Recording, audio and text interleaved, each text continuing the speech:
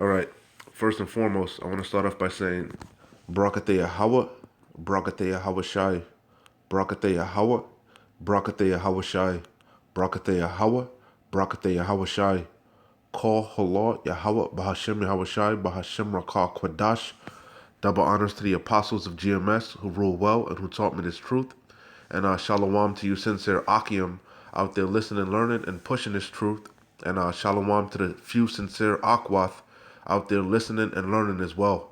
With that being said, I'm going to jump straight into this video. I don't want to ratazah. Lord's will, it'll be edifying. As usual, I'm going to go in the Rakah Kwadash. For the record, today's date is March 1st, 2021, the year of hastening the coming of our Lord, Yahweh Ba'ashem Yahweh Shai, okay? And real quick, my sinuses, my allergies are kind of acting up today, but Lord's will, I don't want to rot this out. I can get through it, all right? I might pause it a couple times, to blow my nose or whatever, but nonetheless, let's get to it, all right? Straight to the point. This video is pretty much going to be, we had a individual come up to the camp yesterday, and he was pretty much a scoffer, bugged out, but hey, it is what it is. He was homeless, in a wheelchair.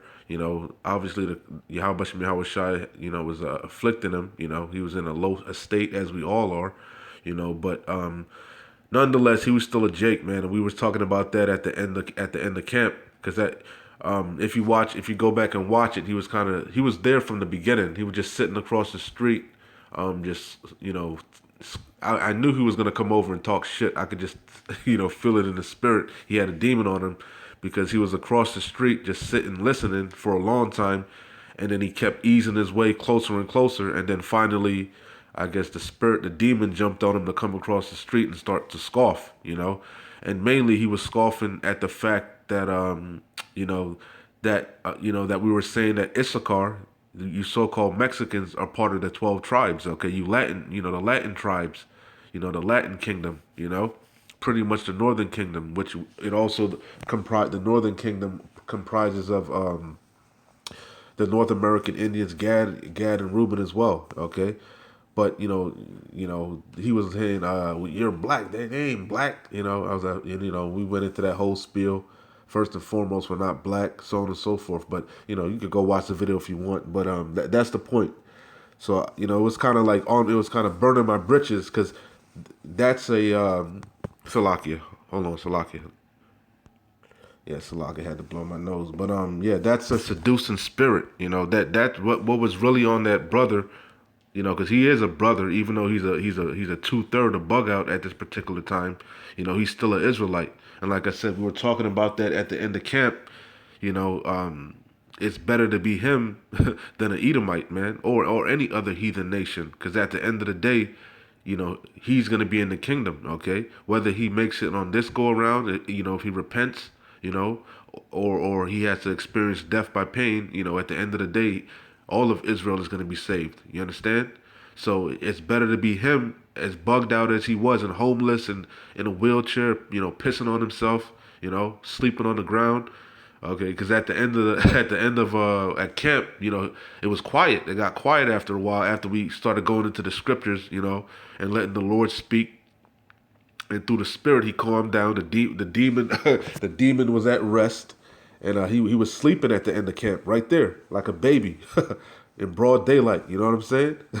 That's the Spirit of Yahweh Yahweh Shai. But like I said, at the end of the day, he's still a Jake. He's still an Israelite.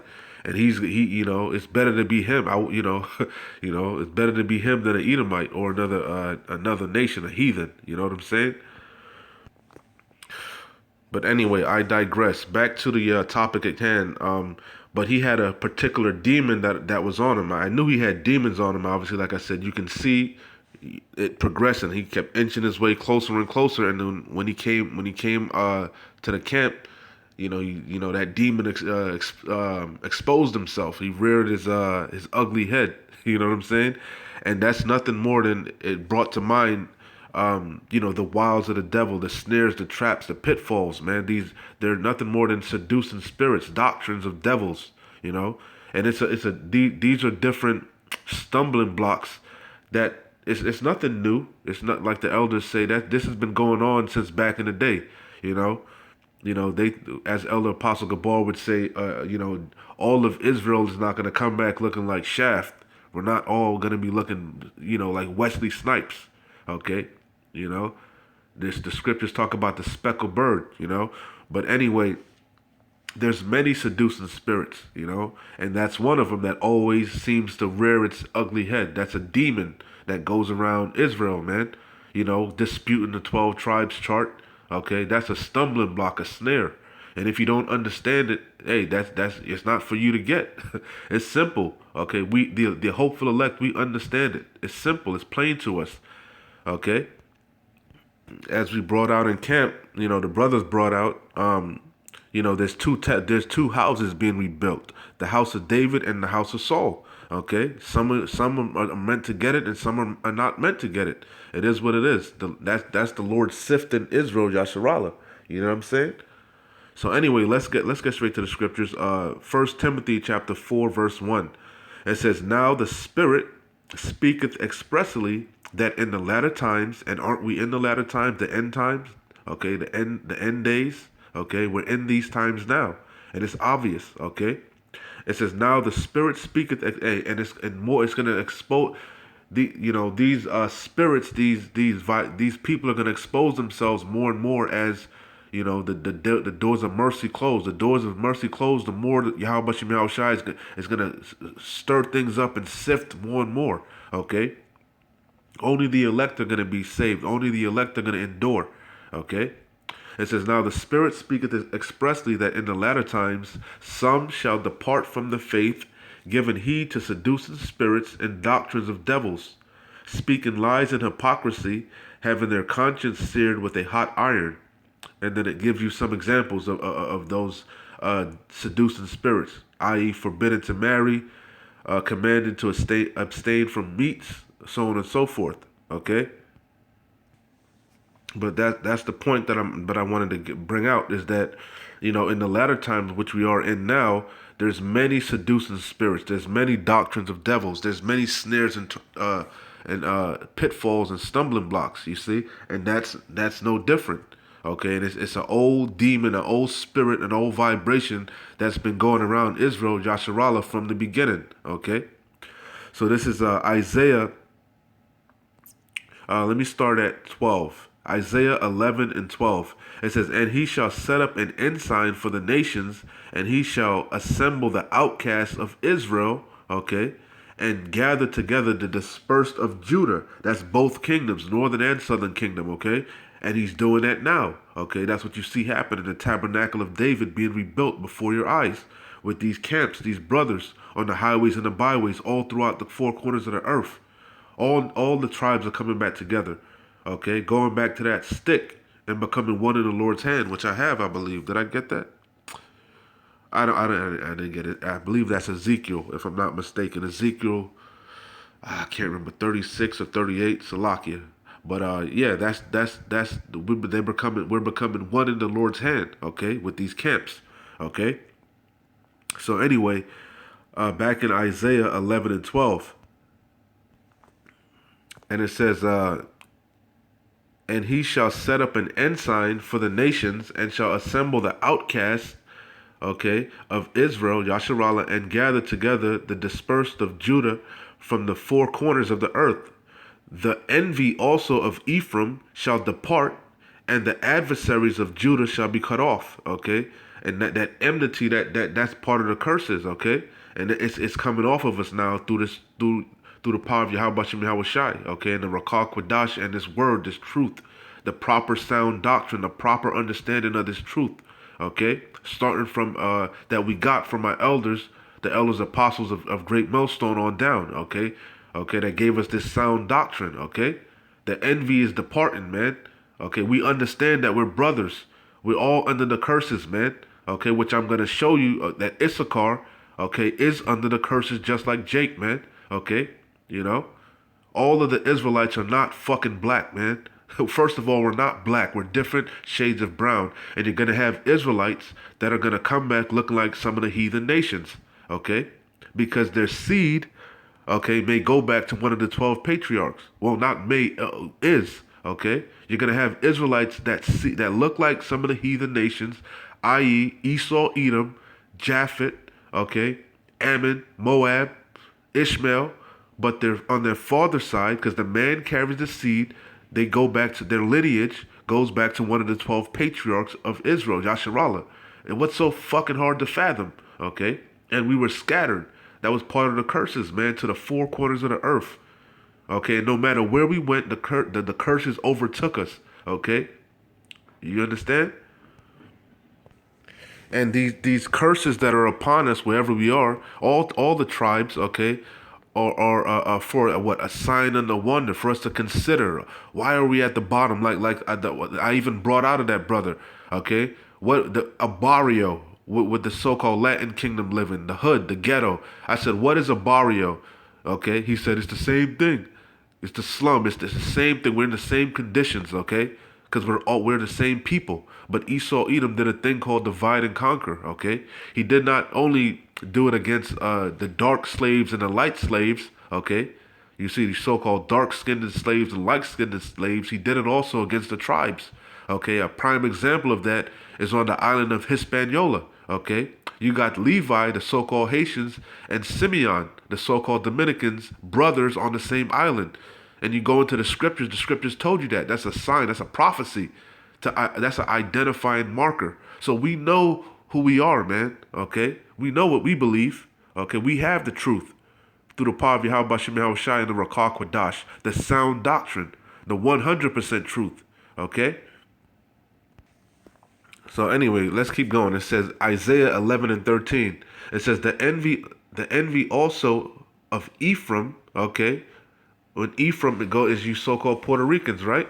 But that's talking about that's representing the kingdom because Ephraim is the head tribe of the northern kingdom, just like Judah is the head tribe of the southern kingdom. Okay, so that's talking about the whole family, the northern family, you know, and notice Ephraim, the so-called Puerto Ricans, like I said, which is the head tribe, right?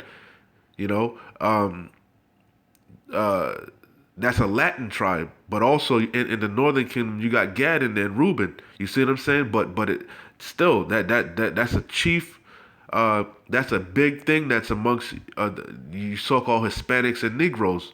Okay, even amongst the Negroes and the Benjaminites, the Negroes and the West Indians and the Haitians, there's envy. There's enmity between all the brothers, but especially between the Latin kingdom and the so-called Negroes, the so-called black people. Okay, that's a big beef. Okay, but Esau Edom did that. It's part of the curse. Actually, how Shai did that, but Esau Edom is a big proponent in that and perpetuating that enmity.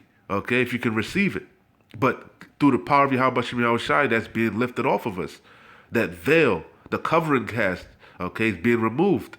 You see, the envy also of Ephraim shall depart, and the adversaries of Judah shall be cut off. And who's our chief adversary? Esau Edom. Okay. Ephraim shall not envy Judah, and Judah shall not vex Ephraim. You see, and you can keep reading. I'm not gonna. You can keep reading. All right, because it's talking about us getting on all our adversaries. Okay, you see. So let's keep going. All right, so let's go to first. Let's start off here. All right, because I forget which elder. One of the elders brought this point out. So I was looking for it, and pretty much Issachar. If you know anything about Mexico, one of their chief produces crops that they grow is corn. Okay, but Esau Edom through chiefly Babylon the Great, America. All right, threatens Mexico with sanctions. All right, and embargoes, which don't allow them to export corn, which is one of their number one produces that they grow. You understand? And in suit, what happens? Oh, right over here in America, Babylon the Great, in the Midwest, chiefly, primarily, it's one of the number one producers of corn. You see, and then they go ahead and export all that corn around the world. Okay, You see what I'm saying? So let me read this. It says, I Googled off of Google. Well, I Googled off of Google, Slovakia. I put in Google, Mexico #1 produce, right? Because I know it's corn, but it said, sugar cane is the most produced food in Mexico, followed by corn and milk. Beef is the ninth most produced food. Sugarcane is the most produced food in Mexico, followed by corn and milk. All right, so that's the point. All right, so let's look at this off of the New York Slovakia. What happened here? Salak, right here. All right, this is off of the New York Times. It says, as a trade war spreads to Mexico, companies lose a safe harbor. It reads, it says when trade tensions with China flared last year. This was back in this is published in June 1st, 2019. Okay, so it says when trade tensions with China flared last year, many companies sought refuge in a country with a long, stable relationship with the United States, Mexico. Now that alternative for production and materials may also be in jeopardy. Now it's just lucky. Now that alternative for production and materials may also be in jeopardy with President Trump's threat to impose escalating tariffs. All right, because they already had tariffs. They've been had tariffs on Mexico about the exporting of different crops, of various crops, but they want to escalate it, turn it up, right? So it says showing you that. Matter of fact, let me get the scripture real quick. It's part of the curses, all right? Because a lot of people think, oh, because Mexico, Panama, and these different Latin countries have their own so-called lands, that they're not under the curses. But you got to think, Benjamin, they have their so-called own lands, okay? All right? Jamaica, Trinidad, these different Antigua, they're so-called independent, but they're really not independent because they're still under the hold of the economic hold of Esau Edom through NATO, through the beast, man. Some way in form, they all have to bow to the beast. Whether it's going to be to America, all of these nations, which you're going to see, chiefly it's America, Babylon the Great, the whore. But you're going to have to bow to, for example, with Mexico, you got to bow to America, Babylon the Great. With a lot of these West Indian islands, Jamaica, Antigua, they got to bow to Britain. You understand? Just like Haiti, they had to submit to the French. You see, which are all Edomites. You see, which go back to the 10 horns. Okay, you know what I'm saying? But anyway, that's the point. That's the point, because we know Job 9:24 tells us that the earth is given into the hands of the wicked. Nobody can escape. Okay, so just because, like I said, certain, especially amongst the Latin kingdom, like prime example Mexico, they have their own so-called land. They don't really have their own land because they're not free to do whatever they want. Okay, you see? All right, so let's read this. This one of the curses. This is Deuteronomy chapter 28, verse 43. And tell me that this, you're going to see through the article that this affected Mexico, Issachar, which are part of the 12 tribes. You understand? They are Israelites, man. All right? He is hired. All right? That's your brother. Okay? He is one of the tribes, whether you receive it or not. Deuteronomy 28:43. The stranger that is within thee shall get above thee very high. And that stranger is talking about Esau, Edom, your enemy. All right? And thou shalt come down very low. All right? Because what happened? The northern kingdom, after the Assyrian captivity, they fled to the we know it as the Americas, the land where no man ever dwelt. All right? They went over here to try to keep the law, statutes, and commandments. All right? But what? The curses overtook them. First and foremost, they kept going off. You can go watch the movie Apocalypto. You see, worshiping other gods, doing all type of bugged out shit, sacrifices and eating, all type of wickedness. All right. So did Gad. You see, and Reuben. Because it was the Lord wrote it, man. It had to play out this way. It's the Lord's movie. You see. So let's go back. It says Deuteronomy 28:43. The stranger that is within thee shall get above thee very high. Esau, Edom, the so-called white man, okay, and he did it. It's really through the beast, the rebirth of the Roman Empire, NATO and the EU, going back to the 10 horns, those 10 kingdoms, okay, which turned into what 10, which turned into that broke up into lesser nations. Okay, you see. It says, the stranger that is within thee, which is chiefly Esau, Edom, the so-called white man, all right, shall get above thee very high, and thou shalt come down very low. He shall lend to thee, all right? Who controls the banks, okay? Amalek, the chief house of Edom, all right? You see? He shall lend to thee, and thou shalt not lend to him. He shall be that through like the elders always go into through the beast. The beast is made up of what? NATO and the EU. The EU is the financial arm, the financial might of the beast, and NATO is the military might. Okay, he puts sanctions on you through EU, tariffs and all type of shit, and then if you don't want to obey, you try to circumvent him. Then he brings in NATO, the troops. All right. It says, he shall lend to thee, and thou shalt not lend to him. He shall be the head, and thou shalt be the tail. That's part of the curses. You see? It says, moreover, all these curses, that's the point. That's the point. All right? That's the point. All right? So now, let's go. Let's go to Baruch, and then we'll go back to the article. Straight to the point. Let me get straight to the point. It's okay. Here it is. Salakia. This is Baruch chapter 3.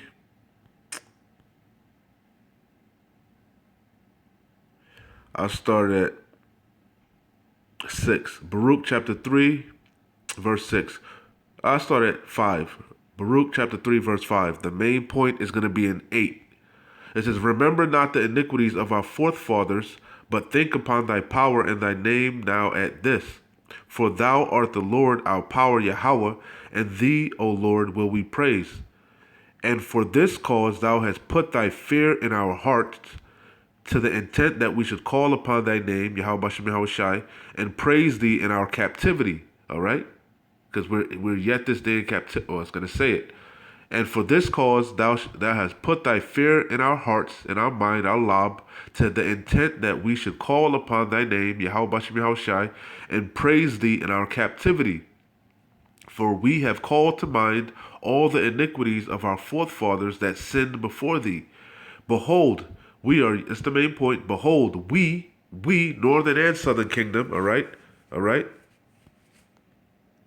It says, behold, we are yet this day in our captivity, where thou hast scattered us for a reproach and a curse, and to be subject to payments. All right?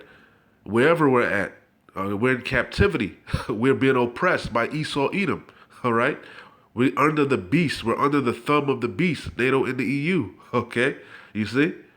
It says, behold, we are yet this day in our captivity, where thou hast scattered us. We're scattered amongst the four corners of the earth. All right? So even if we have our own land, all right, our so-called own land, it doesn't matter. We're still in captivity for a reproach and a curse, all right? And they're upon you for a sign and a wonder to consider and to be subject to payments according to all the iniquities of our forefathers, which departed from the Lord, our power, Yahweh. All right, hear, Yasharallah, Israel, the commandments of life, give ear unto wisdom.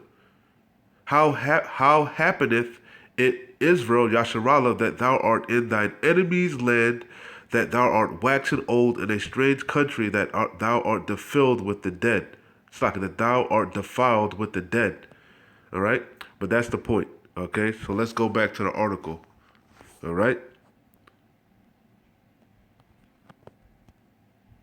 And remember, like I said, corn is one of Mexico's main producers, crops that they produce, okay?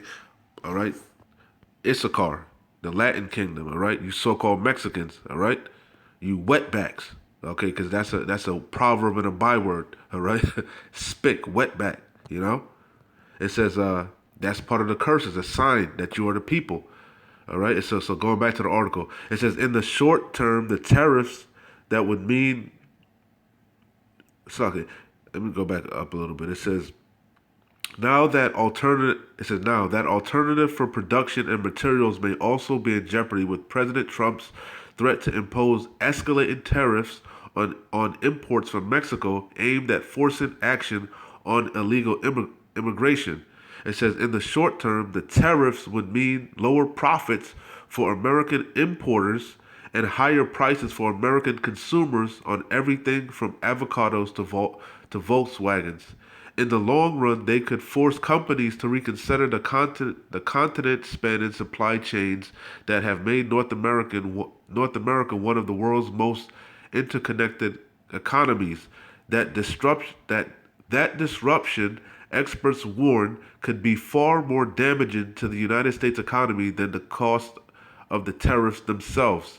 The United States imported more than 345 billion in goods from Mexico last year and shipped 265 billion the other way. But if anything, those numbers understate the interdependence. Oh, it's a lot, man. My damn allergies. It says the United States imported more than 345 billion in the goods from Mexico last year and shipped 265 billion the other way. But if anything, those numbers understate the interdependence. American refinancers process crude oil from Mexico, then sell it back as gasoline. You see how grimy they are? You see? They're forced to do trade with America. All right. They first and foremost they put tariffs on Mexico so that they can't sell the goods to certain countries like Mexico and different different other so they can make money and make a profit. And they do that to a lot of these Caribbean islands. They can't sell their crops, the different bananas and plantains and shit, or they force them to sell them to America. You gotta sell your goods to us, for dirt cheap. All right, and an example of the oil, you gotta sell us your crude oil. We're gonna process it and then sell it back to you for even more, for double, triple. Okay, for 30% interest. You see how wicked this man is? That's usury. That's interest. That's that miry clay. That miry clay. That debt I bought you. Okay, he has unjust weights, man. This man is a devil. Okay, and you gonna tell me these countries, Issachar, for example, Mexico is not under the curses? Yeah, they have their own land, but that's not really their land. They're being bullied by chiefly America, that whore that rides the beast. Okay? And that's part of the curses. Again, I'll go back to it in Deuteronomy. All right? It says, Deuteronomy 28 and 43, the stranger that is within thee shall get above thee very high. All right? The Issachar, okay? Gad, Reuben, they were in this land of North America, before Esau, Edom. This was their land, okay? You see, but they came over here and now it's their land, okay? They drove Issachar into the worst regions of America. They said you could have Mexico. That's the toilet bowl of the Americas, all right? You see? Because remember, I think Gad was all the way up in Canada, man. You see? And who rules Canada? Edomites. You see? That was all Gad's land. You see? You see? But you're going to tell me those are not Israelites. Those are not the people. And there's way more artifacts amongst the northern kingdom of Israelite artifacts, man. The name of Yahweh Bashim Yahushua on different stones. Gad, chanting the name Yahweh, the fringes, It's obvious, man. The scriptures say our spirit bear witness that we are the children of the Most High. And these curses, you can't get around these curses. Okay? Again, so going back to Deuteronomy 28 and 43, the stranger that is within thee shall get above thee very high, and thou shalt come down very low. He shall lend to thee, and thou shalt not lend to him. He shall be the head, and thou shalt be the tail. Okay? Moreover, all these curses shall come upon thee, and shall pursue thee, and overtake thee till thou be destroyed. Because thou hearkenest not unto the voice of the Lord Yahweh thy power, to keep his commandments and his statutes which he commanded thee. All right? And they shall be upon thee, and for a sign, and for a wonder, and upon thy seed forever. Okay? So go back to the article, and I'm going to close out. All right? Again, the United States, okay, Babylon the Great, okay, that whore, the United States imported more than 345 billion in goods from Mexico last year and shipped 265 billion the other way. But if anything, those numbers understate the interdependence. American refiners process crude oil from Mexico, then sell it back as gasoline. Automakers ship parts back and forth repeatedly during manufacturing. Yeah, because it's much cheaper to pay Mexican workers. You know, just like it's much better to have a fucking a Ford plant in Mexico or in China or something, and then import it back to America and sell it for double, triple the profit. You see, while the workers, the Issachar, he is hired, is slaving away for pennies. You know, you see the pesos, all right? You see, it says automakers ship parts back and forth repeatedly during manufacturing. About 30% of the content of Mexican exports originated in the United States, according to recent study. All right, so they might have fucking built it in. They might have built the fucking car, you know, the parts and shit in Mexico, shipped it to America, to Detroit, let's just say, all right, put the shit together, and then shipped it back to Mexico and sell it to them for double, triple the profit. You see? These damn devils. You see? But anyway, like I said, it's evident that Issachar is part of the tribes, man. All right? You see? As it says, the remnant is being restored. All right? Let me read a little bit more of this, okay?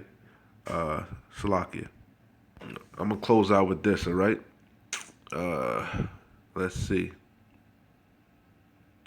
Let me start at 11 and 10. Isaiah 11 and 10. And in that day there shall be a root of Jesse, which is talking about Yahushai, okay?